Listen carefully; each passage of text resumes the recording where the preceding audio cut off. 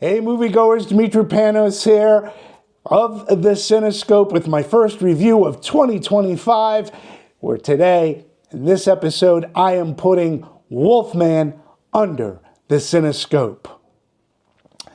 Wolfman delivers impressive atmosphere, some jump scares, blood and gore, but however, Wynell and Corbett Tuck's screenplay falls prey to predictability. After successfully revamping The Invisible Man, using the horror genre to personify the cruelty of abuse, Wynell overhauls the Wolfman for modern horror moviegoers. You'll note it's just called Wolfman. Focus of this movie is illness, loss, and how both afflicted and those closest to that person are affected.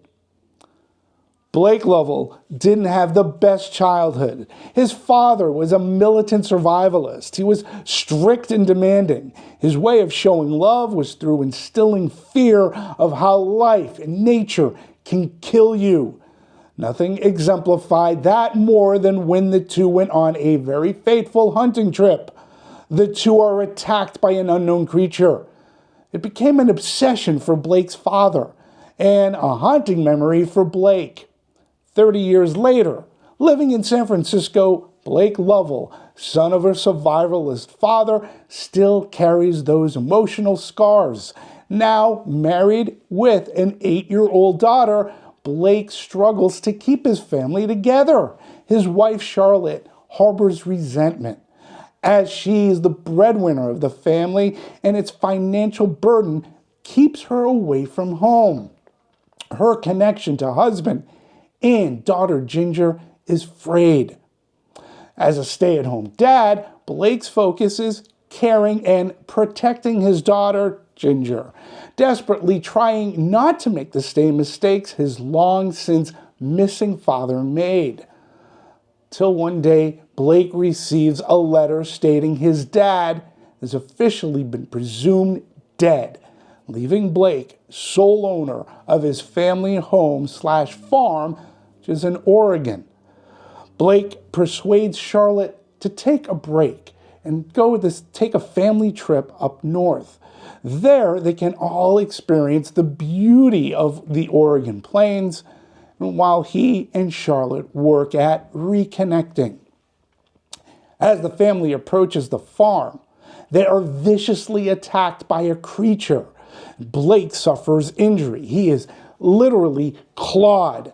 But clawed by what? Could this be the same monster he and his father fought off and survived years ago?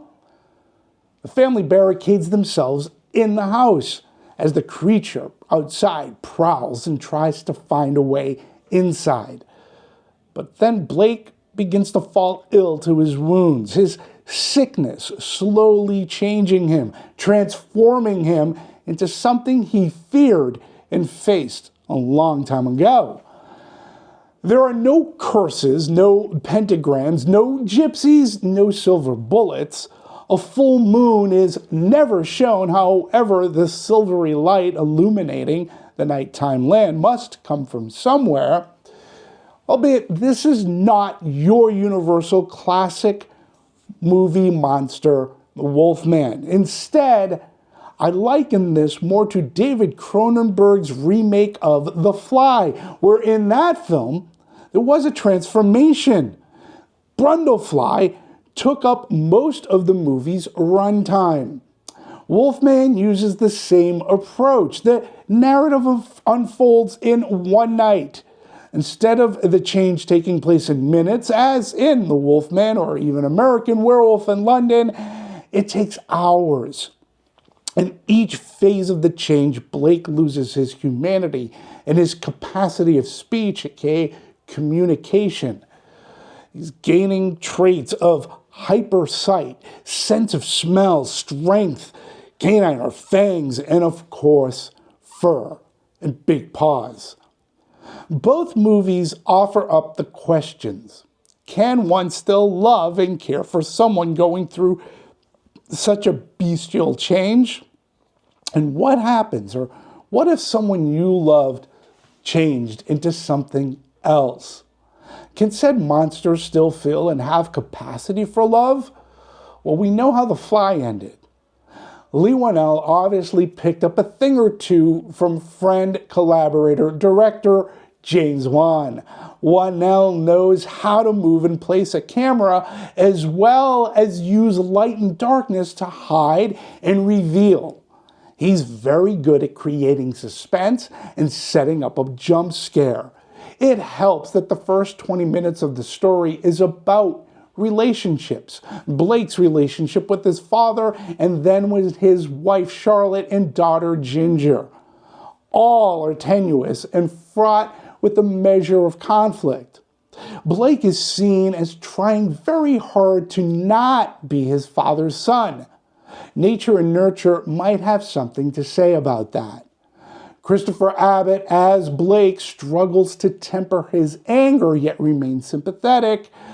Abbott is never showy or scene-stealing, and it's what works. I believed Blake wanting to save his marriage and maintain his relationship with his daughter Ginger. Charlotte, as played by Julia Garner, has it the hardest.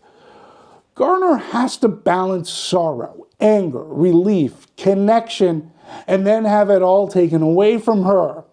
The movie is as much about how she copes and her emotionality as much as it is about Blake's transformation.